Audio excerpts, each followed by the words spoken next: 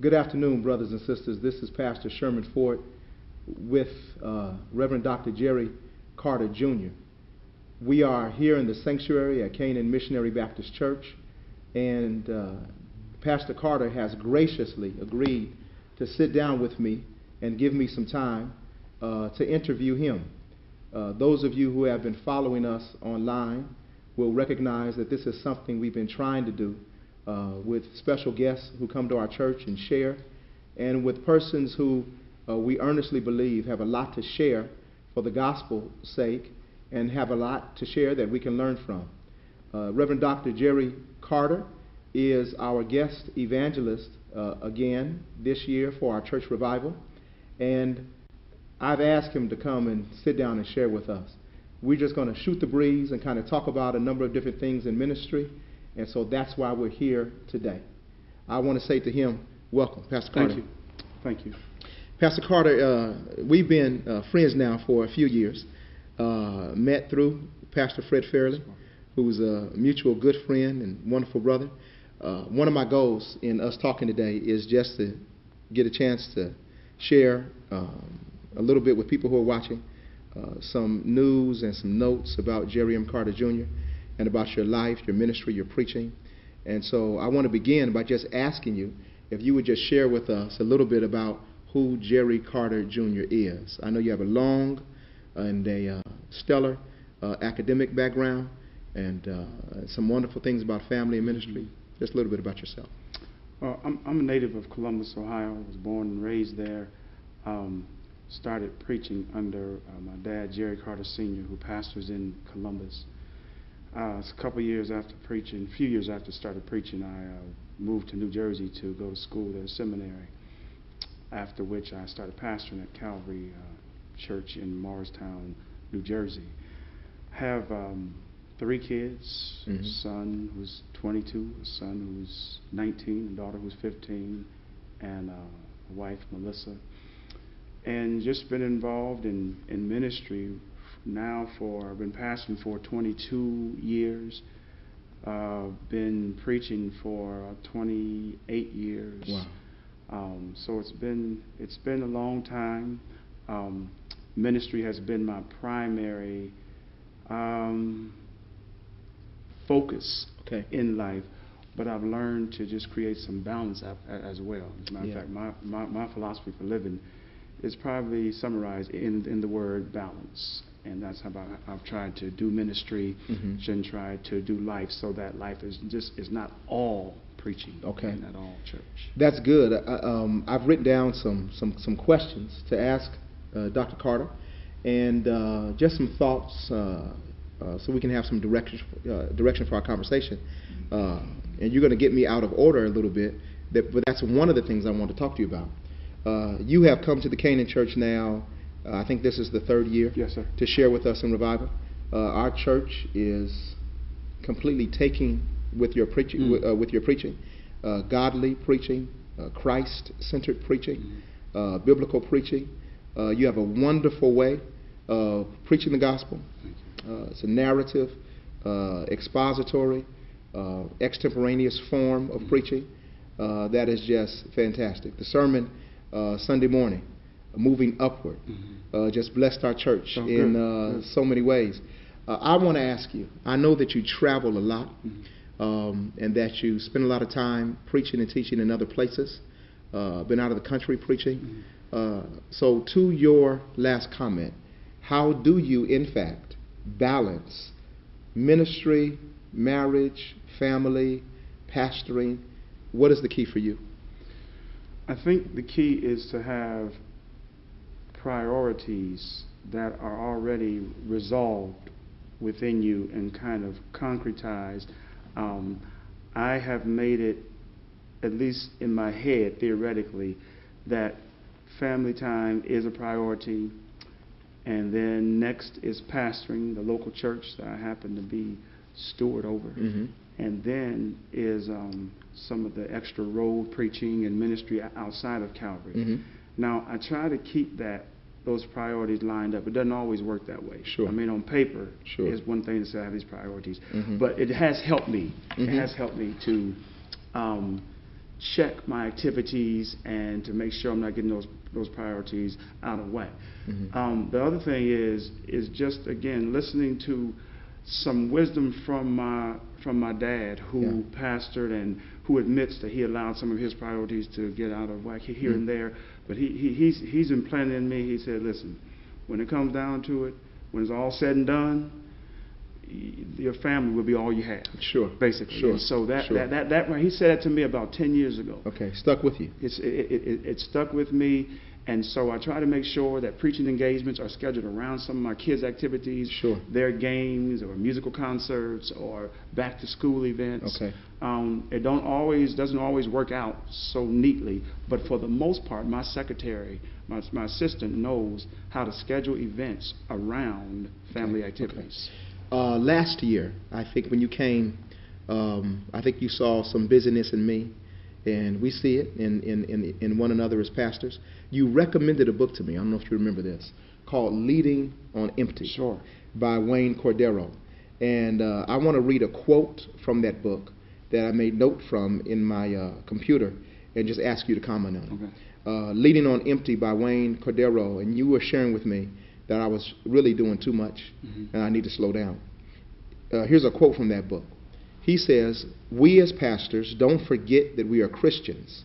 We forget we are human, and that one oversight alone can debilitate the potential of our future."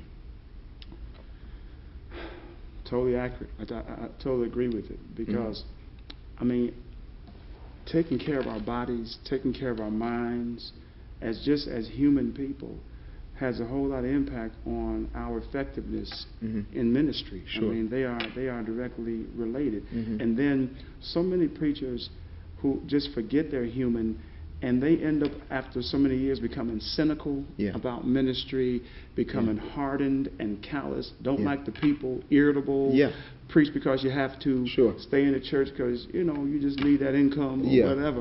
And that's because I think you just forget that you are human. You need to go to the beach. You need to go to the movie. You need to just enjoy some things. And it's okay to do that. Yes, sir. It's really okay to do that. I mean, Jesus got away, it seems like, chapter after chapter, particularly in the book of Mark. He gets away from the crowd. Peter comes to him and says, "Where you been? Everybody looking for you." He said, "Okay, I had to do what I had to do." I think all of us have to maintain that. That is absolutely true. Very, very accurate. Thank you for that. Dr. Carter, one of the conferences that I am prayerfully considering attending this year is a conference that you host, that the Lord birthed in you, and you birthed some time ago. It's a preaching conference called How Shall They Hear? Can you speak a little bit about that, and maybe tell us what you have coming up this year? Yes. The conference is about 4 years old now. It actually started off by, I just invited Pastor Fred Fairley of Phoenix, Arizona, to come and do a workshop on expository preaching. And the preachers in our area were so blessed by that. Talked to a couple of people. We just expanded that to include more workshops, seminars, and what was just a single session on a Saturday morning became a 2-day event. Wow. And because it was my conviction to try to impact preachers who will go back and impact churches, who will eventually impact the world. Now, is your conference open for associate ministers, senior pastors? Yes, it's open. Sisters in ministry? To associate ministers, both to the sisters and the brothers pastors. It has grown. Last year, we actually doubled in the registrations. Okay. And went from about 100 to 200 now. Okay, good. Over 200. And and this year, in November, we're looking forward to it. Our emphasis this year is going to be on preaching during the different seasons of life. Preachers go through different seasons like any person, but you still got to preach. And so this year the focus is how to do that. Okay. And now I know you said November, and this is in Morristown. It's in Morristown. We are still securing the exact venue. It's going to be at one of the hotels. We had to move it from the church to a hotel because that's how much it had grown. But it's November 15th and 16th. Okay. That Wonderful. Friday and Saturday. Wonderful. But Dr. Carter, you mentioned balance. I want to go back there just one more time. I know when you came to us last year, this year, you're a man who's committed to physical fitness as well as spiritual fitness. So I know that's one of your areas of passion. Sure. In addition to preaching and pastoring, and perhaps even working out, what other passions do you have? What other things do you do extant from the church life? Well, I do like to travel and see different things. If I'm preaching somewhere, if I'm in Arizona, for instance, I will try to take an extra day, maybe go up to the Grand Canyon. If I'm preaching south somewhere or near the ocean, I will try to spend a couple of days at the beach. So travel is one thing I like to do, and then I like to go to movies. It enables me to escape my world for a moment, and also pick up little nuggets of truth into the human reality. So those are two things I like to do. Let me kind of close our time together, but I wanted to ask you to just share with the viewers, share with the people who are going to watch this in the future, how important academics are in terms of preparation for preaching.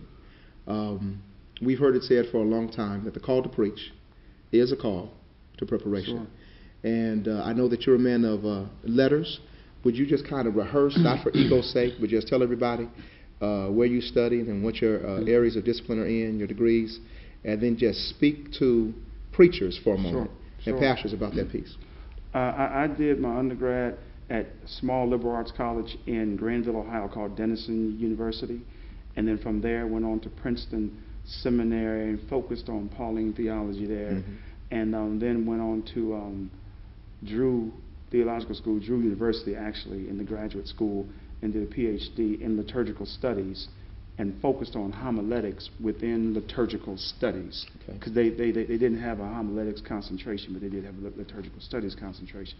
And I think for me, what I would say to any preacher is that you need to take advantage of as much learning as possible. Depending on your life season, you may be able to commit full-time to a program.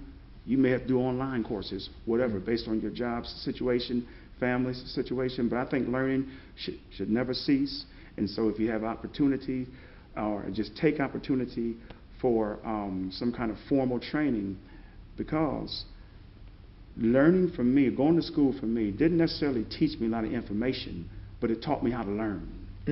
And after you're done with school, then that's when you start learning a whole lot. But going to school taught me how to learn, how to write, what to look for when I read, what to look for as I'm looking at scriptures. You know, so that's how I would encourage every preacher to get as much learning as possible. Okay. Dr. Carter, I want to thank you. Yes, sir. Thank you so much for your preaching and teaching here at Canaan, for your ministry at large. And if the Lord permits, I will be in attendance at the How Shall They Hear preaching conference this year for the first time. Yes, sir. And encouraging some of our associate ministers to come and go with us. If you have not heard Dr. Jerry Carter preach, let me encourage you to Google his name online, and you'll get a chance to hear and to watch some of his video, or you can visit our own church website where we'll have some video up of him preaching as well. We're going to talk again with Pastor Carter and Pastor Frederick L. Fairley together in just a few minutes. But at this time, I want to thank you again for coming. Thank you. I appreciate it. Amen.